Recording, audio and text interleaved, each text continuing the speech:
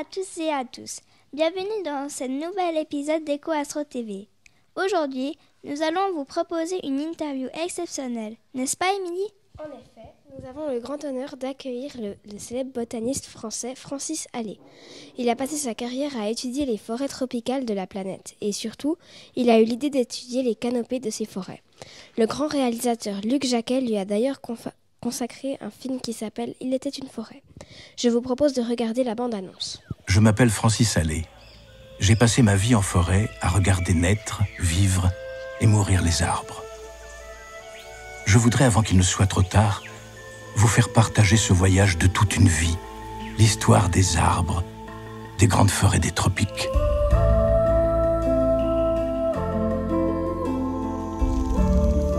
Il y a dans chaque graine la promesse d'un géant. Mais il va lui falloir des siècles pour rejoindre le ciel. On les croit immobiles, mais les arbres sont de si grands voyageurs qu'ils traversent même les océans. On les croit silencieux, mais ce sont de si grands séducteurs qu'ils sont même capables de charmer les nuages.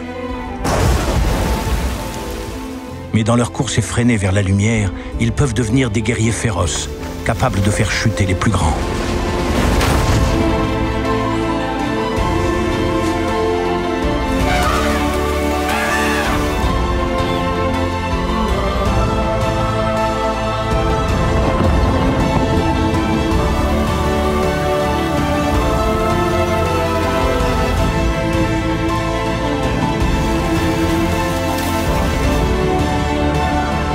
Il y a des millions d'années, nous sommes nés là, dans les plus hautes branches de la canopée.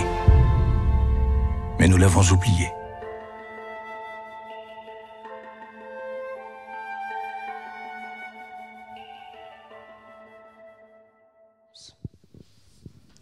Bonjour, monsieur Allais.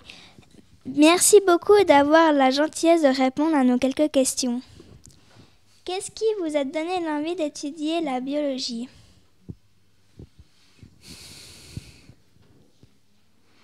Quand on est enfant, c'est normal de s'intéresser à ce qui est vivant. Je suis persuadé que vous vous intéressez à ce qui est vivant. Ça peut être un chat, ça peut être une plante, ça peut être un papillon. Non, je trouve ça normal. Il n'y a rien de particulier dans le fait de s'intéresser à la biologie. C'est quoi la biologie ? C'est l'étude des êtres vivants, bactéries, champignons, plantes, animaux, et puis l'être humain aussi. On est vivant, nous aussi. Vous avez fait des études de biologiste, mais vous êtes aussi botaniste. Quelle est la différence entre les deux ? Non, il n'y a pas de différence entre les deux. On peut faire de la biologie sur les plantes ou sur les animaux. Non, c'est pareil. Botaniste ou biologiste végétal, c'est pareil. Qu'est-ce qui vous fascine dans les arbres ? Ah, ça c'est une longue histoire. D'abord, les arbres, ça fascine tous les êtres humains. Je suis sûr que c'est vrai pour vous, oui. N'est-ce pas ? Tous les êtres humains ont toujours été fascinés par les arbres. Pourquoi ? Parce qu'ils vivent très longtemps, beaucoup plus longtemps que nous. Ils sont beaucoup plus grands que nous. Et puis, on voit qu'ils sont accrochés dans le sol, mais on ne sait pas à quelle profondeur ils descendent. En tout cas, ils font le lien entre le sol et le ciel. Et nous, on est trop petits pour faire ça. Non, c'est fascinant, les arbres, c'est vrai. En plus d'étudier les arbres, vous les dessinez. Pourquoi le dessin plutôt que la photographie ? Ah oui, c'est une bonne question. Je prends des photos aussi, j'en ai des milliers. Mais un arbre, c'est très compliqué. C'est très grand, c'est très compliqué. Il y a des branches dans tous les sens. Si je fais une photo, la photo ne va pas séparer l'arbre de la forêt qui est derrière, n'est-ce pas ? Moi, je travaille dans une forêt, donc l'arbre, il est entouré d'autres arbres. La photo ne fera pas la différence entre l'arbre qui m'intéresse et les autres. Donc, je ne verrai plus rien sur la photo. Et puis, ce n'est pas seulement ça. Si on veut comprendre un arbre très compliqué, il faut y passer du temps. Et la photo, faire clic, c'est pas suffisant. C'est pas suffisant, c'est vrai. Il faut tourner autour, il faut se poser des questions, C'est comme un extraterrestre. Vous ne savez pas s'il est gentil ou méchant, puisque c'est un extraterrestre. Vous ne savez pas s'il vous comprend ou bien s'il faut parler une langue étrangère. Bref, il faut consacrer du temps à ces choses-là. Et le dessin, c'est mieux que la photo. Quelle est la première plante que vous avez dessinée? Oh, ça, je m'en rappelle très très bien. Ça s'appelle la capselle. Elle pousse ici. Petite plante haute comme ça, avec des petites fleurs blanches et des fruits en forme de triangle.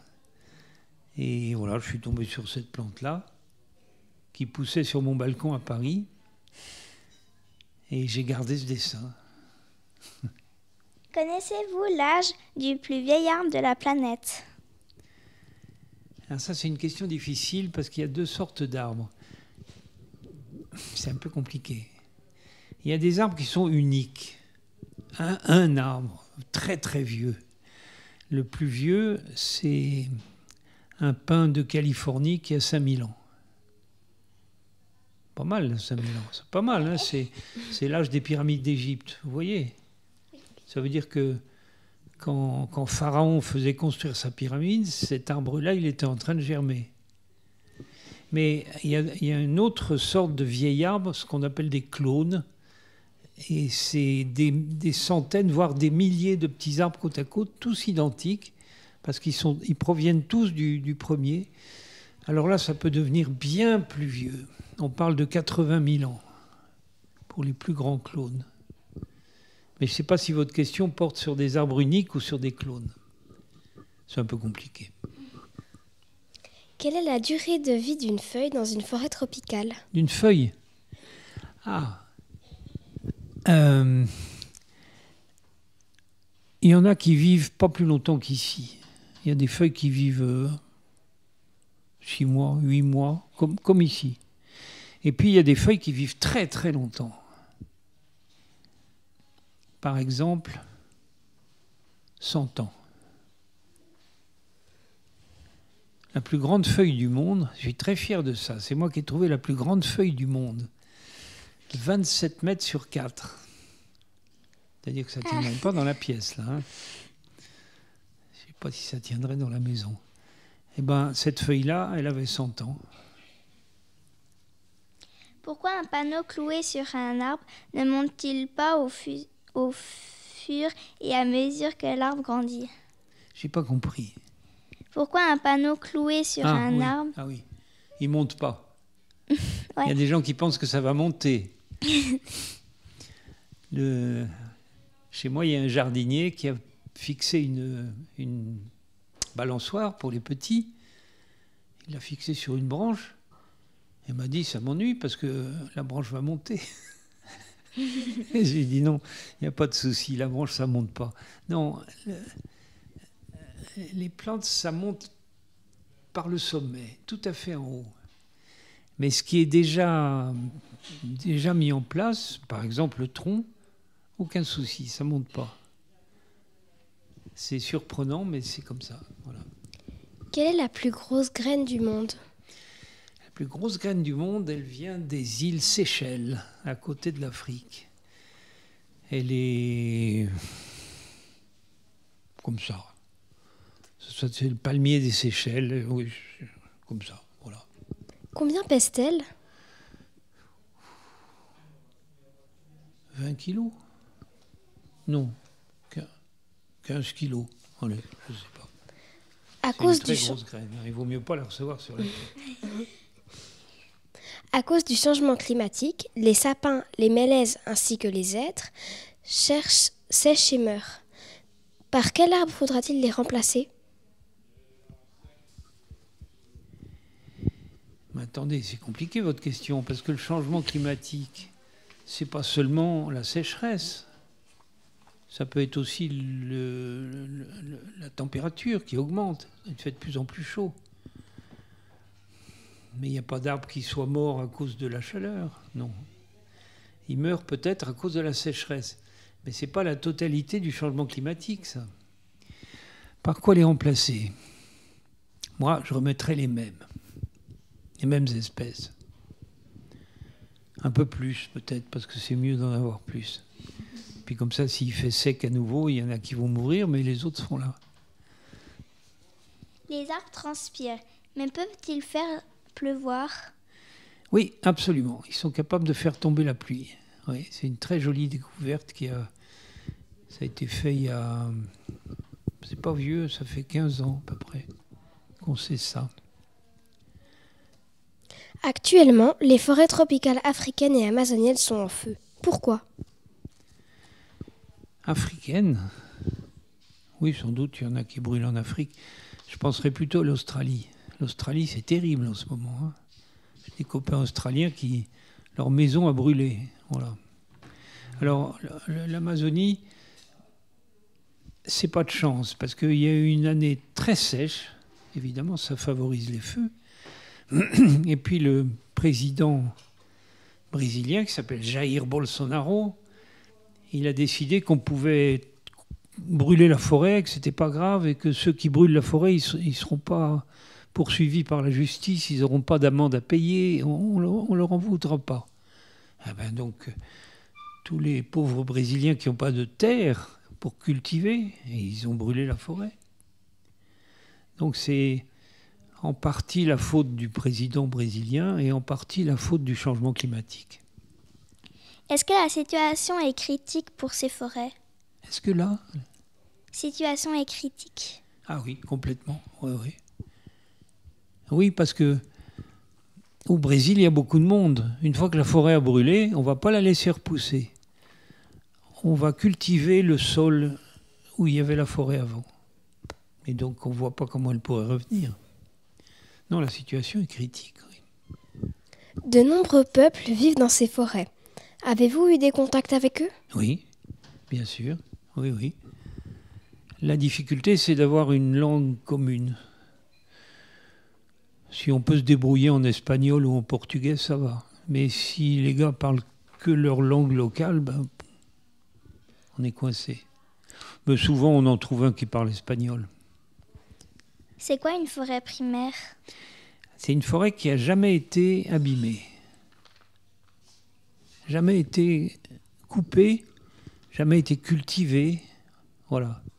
Bon, alors, elle a pu avoir été coupée et même avoir été exploitée et cultivée, mais si on laisse passer un nombre de siècles suffisant, attention, c'est beaucoup de siècles, hein, au minimum 700 ans. Si on laisse passer ça, ça redevient primaire. Sous la forêt primaire, on peut trouver des traces d'habitation humaine. Mais seulement 7 siècles se sont écoulés, donc c'est redevenu primaire. Ces derniers mois, les jeunes se mobilisent pour le climat. Qu'en pensez-vous? Ils ont raison. C'est les gens de votre âge qui devraient s'inquiéter. Hein. Vous avez entendu parler de Mademoiselle Thunberg. Eh bien, je trouve qu'elle a bien raison, cette fille. Comment vous êtes venue l'idée de faire construire le radeau des cimes? Ah, l'idée, c'était qu'il fallait travailler en haut, tout à fait en haut des forêts, sur le haut des arbres. Comment faire? Il y a deux solutions. Soit vous montez, on peut le faire avec des cordes, on peut monter. Puis tout d'un coup, on s'est dit, mais il y a une autre solution, c'est d'arriver par en haut et de descendre dessus. Alors les Américains, par exemple, ils montent. Ils édifient des grues, mais c'est toujours à partir du sol. Et nous, en France, on s'est dit que c'était mieux d'arriver par au-dessus. Il faut dire que la montgolfière, c'est une invention française. Ça va très lentement, c'est pas dangereux, c'est pas coûteux. On n'a pas besoin d'aller vite. Hein. Et donc, on a utilisé des montgolfières. Au début, parce qu'on s'est aperçu que les montgolfières, elles ont un défaut, c'est qu'elles n'ont pas de moteur. Et on travaille dans des pays où le vent est toujours dans le même sens. Alors ça, pour une montgolfière, c'est embêtant, parce que ça avance avec le vent. Hein. Et comment vous faites pour rentrer? Donc on s'est dit qu'il fallait un moteur. Une montgolfière en moteur, ça s'appelle un dirigeable. Et donc voilà, après on a eu un dirigeable. Quelles sont les découvertes que vous avez faites en étudiant la canopée? Beaucoup. D'abord des milliers d'espèces nouvelles. Les plantes, quelques centaines d'espèces nouvelles. Mais les insectes, plusieurs milliers d'espèces nouvelles. On n'a même pas fini de trier les récoltes des insectes. Bon, mais ce n'est pas le plus important, ça. Parce qu'on connaît déjà tellement de plantes et d'insectes que d'en rajouter, ce n'est pas forcément ce qui est le plus intéressant. Alors, attendez, je vais essayer de vous résumer ça. Le génome, ça vous dit quelque chose? Difficile, hein? L'ensemble de nos gènes. Moi, j'ai mon génome et chacun d'entre vous a son génome. Un être humain, ça a son génome. Et au début, on pensait que les arbres, c'était pareil. C'est-à-dire qu'un grand arbre, il avait son génome depuis le bas jusqu'en haut. Une très jolie découverte, c'est que c'est pas comme ça. C'est-à-dire que si vous faites germer la graine, la petite plante, elle aura un seul génome, ouais, comme un enfant, comme un être humain. Mais ensuite, la plante se change en colonie. C'est plus un individu comme vous et moi, c'est une colonie. Et dans la colonie, eh bien, les génomes sont variés. Vous avez participé au film « Il était une forêt ». Comment s'est passée cette rencontre avec le réalisateur Luc Jacquet? On s'est rencontrés tout à fait par hasard. On a été invités, c'était à Terra Botanica à Angers, et ni lui ni moi n'avions de vraies raisons d'avoir été invités. Donc on s'est un peu ennuyés l'un d'eux, mais au déjeuner on était côte à côte. Je lui ai dit, qu'est-ce que tu fais? Il m'a dit, je suis cinéaste. Ah ben j'ai dit, ça tombe bien, je cherche un cinéaste. Alors il m'a demandé pourquoi. Je lui ai dit, il faudrait faire un film sur les forêts tropicales avant qu'il soit trop tard, avant qu'elles aient disparu. Ah ben il m'a dit ça, alors c'est une drôle d'idée. Mais il n'a pas accepté tout de suite parce qu'il ne connaissait pas ces forêts. On a dit ça tout à l'heure. C'est un monsieur qui travaille sur le continent antarctique. Donc lui, son truc, c'est les banquises, c'est la glace, c'est les vents glacés, etc. Alors je lui ai dit, on va y aller ensemble et puis tu verras bien si ça te plaît. On a été passé 15 jours en Guyane et ça lui a plu immédiatement. Ça lui a plu. Le climat ne le gênait pas et il m'a dit, il avait un problème, c'était comment filmer ces arbres. Ça a été ça son gros souci. Moi je croyais que c'était facile, je ne suis pas cinéaste. Je me dis, c'est plus facile de filmer un truc qui ne bouge pas que de filmer des animaux qui courent ou qui volent. Non, apparemment, c'est pas vrai. C'est plus difficile de filmer les arbres. Et alors, il m'a expliqué que les écrans, il y a un exemple là, les écrans, ils sont en horizontaux et les arbres, ils sont verticaux. Et puis en plus, le cinéma, il faut que ça bouge et que ça fasse du bruit. Bon, les arbres, ils ne bougent pas, ils ne font pas de bruit. Donc ça a été son souci. Il a passé des nuits entières à discuter avec ses collègues. Comment on va faire ça? En tout cas, voilà, notre rencontre a été très, très sympathique. Est-ce que le tournage a été difficile? A été? Difficile? Pas pour moi, en tout cas. Moi, j'étais très content. Maintenant, Luc Jacquet, oui, vous savez, c'est des grosses machines de cinéma, il y a toujours des pannes. Il manque une pièce, ça ne marche pas, on perd du temps. Donc pour les cinéastes, ce n'est pas très facile. Mais pour moi, c'était excellent. Ça a juste été trop court. Je serais bien resté plus longtemps. Vous avez aujourd'hui 81 ans. Vous rendez-vous toujours dans les forêts tropicales? Mais bien entendu. Bien entendu. J'étais au Gabon au mois de juin. Non, en juin, oui.